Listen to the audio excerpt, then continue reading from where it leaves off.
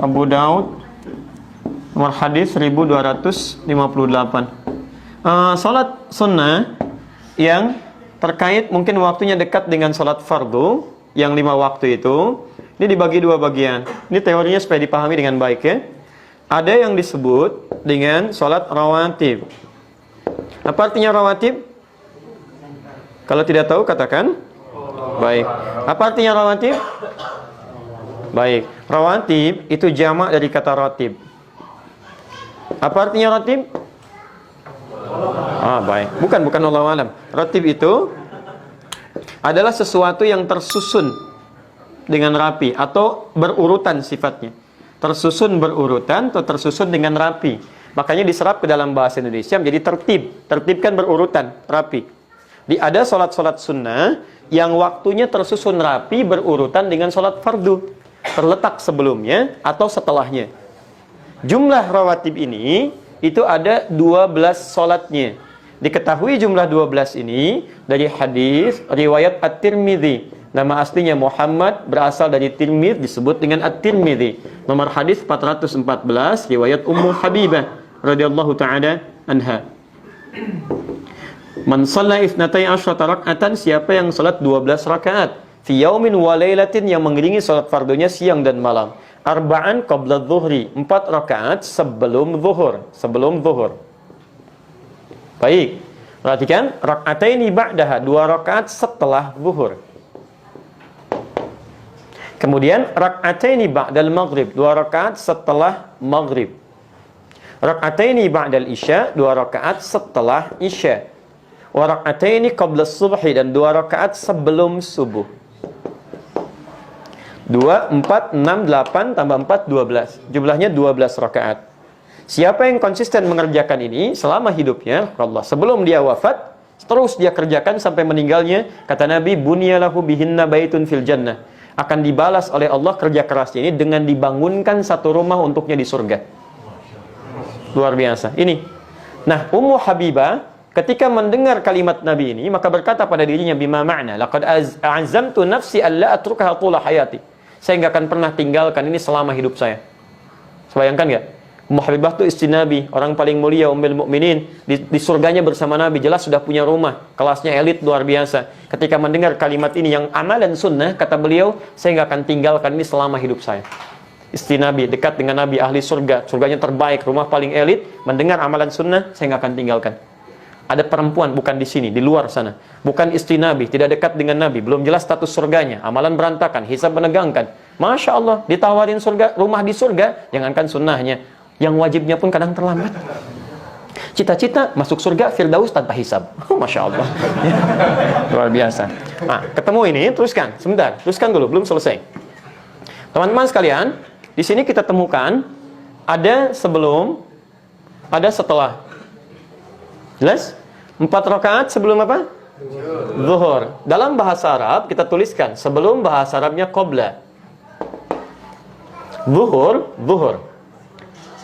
Qabla zuhri, sebelum zuhur. Jelas?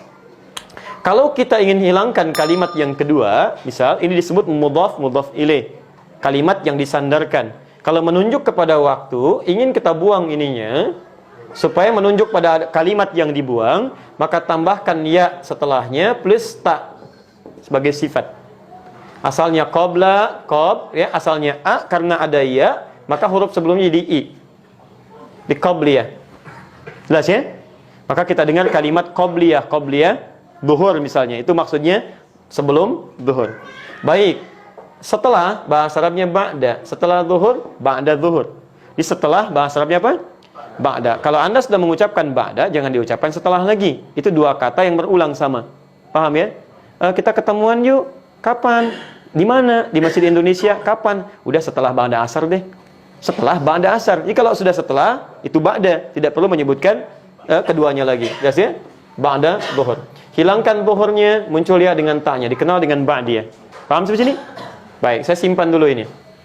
Jadi sebelum, bahasa Arabnya apa? Qabla. Setelah? Ba'da. Baik, ketemu kalimatnya. Sekarang lihat. Ini 12 sholat ini disebut apa? Rawatib. Kenapa disebut rawatib? Karena susunannya teriring langsung dengan sholat fardu baik sebelum atau setelahnya, dan punya fungsi melengkapi sholat fardu. Jadi yang kurang di sholat fardu dilengkapi oleh ini. Nah, ada sholat ini di luar yang ini yang rawatib disebut dengan mutlak. Mutlak, sifatnya ditunaikan, terdiri dari dua waktunya. Satu, ada yang memang berdekatan dengan sholat fardu, tapi dia tidak punya fungsi menyempurnakan sholat fardu. Fungsinya fungsi sendiri, terpisah dari yang fardu. Cuman waktunya berdekatan. Contoh, asar.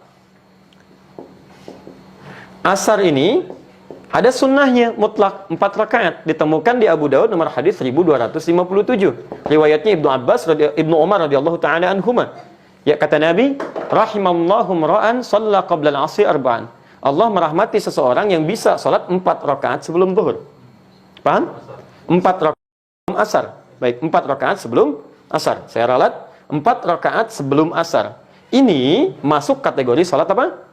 Mutlak. Paham sampai sini?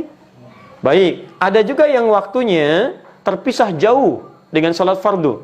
Misal tahajud, qiyamul lail, salat duha, ya, salat wudu, salat tahiyatul masjid, salat di belakang makam Ibrahim. Maka ada salat yang kedua yang sifatnya terpisah jauh waktunya dari salat fardu. Di antara salat mutlak juga yang berdekatan waktunya dengan salat fardu, tapi dia mutlak bukan rawatib, adalah qabliyah maghrib. 2 rakaat. Dalilnya Abu Daud nomor hadis 1258. Ya, kata Nabi, lihat kalimatnya. Ya. Sallu qabla al-maghrib rak'atain liman yasha. Silahkan sholat sebelum maghrib 2 rakaat bagi yang ingin. Ingat, ada kalimat bagi yang ingin. Beda redaksi ini dengan sholat-sholat yang lainnya. Wala tattakhidhuha sunnatan, tapi jangan dibiasakan. Apa maksudnya kalimat ini? Sholat 2 rakaat sebelum maghrib ini, sekalipun statusnya sunnah, masuk dalam mutlak, tapi tidak begitu dianjurkan oleh Nabi. Ya, karena waktunya yang sangat singkat, mepet antara adzan dengan iqamah, plus dari maghrib ke isya. Kalau orang pada sholat semua, maghribnya mundur, mendekat kepada isya. Bagi antum gak ada masalah. Bagi orang tawaf yang ada di Mekah, bagi sekitaran di Madinah, atau waktunya yang sangat mepet. Makanya di Arab, umumnya ketika selesai adzan, itu umumnya akan cepat langsung iqamah. Nah, kalau misalnya Anda dalam situasi, sudah baca Al-Quran, sudah berdoa, karena doa antara adzan dengan iqamat cepat dikabulkan, lebih cepat dikabulkan, Anda berdoa, sudah baca Al-Quran, masih ada waktu, orang pada belum datang, Anda ingin sholat, maka dipandang lebih bagus sholat daripada melakukan tindakan-tindakan yang tidak tepat. Ya, Anda malah bikin status, belum ada orang nih, sedang menunggu sholat maghrib. Paham ya? Sudah.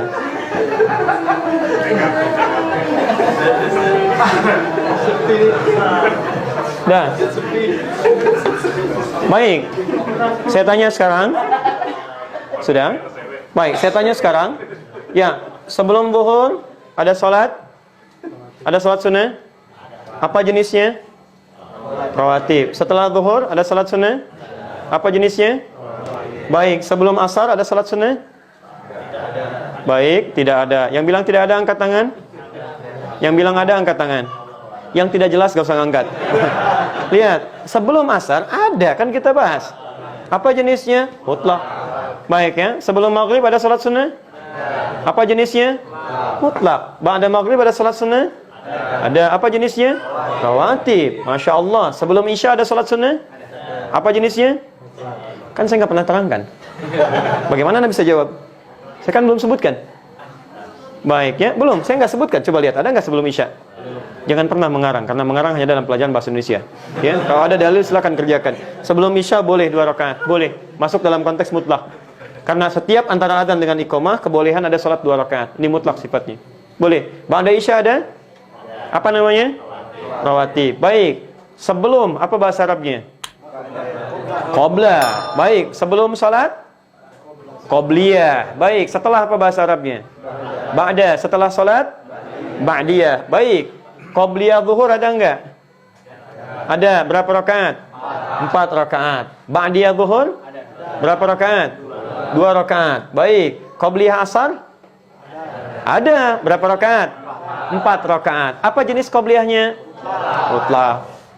Jelas? Sebelum zuhur apa jenis qabliyahnya? Rawatib. Di sini seringkali orang keliru menduga bahwa kalau disebutkan qabliyah itu yang dimaksud rawatib. Ini sering keliru di sini.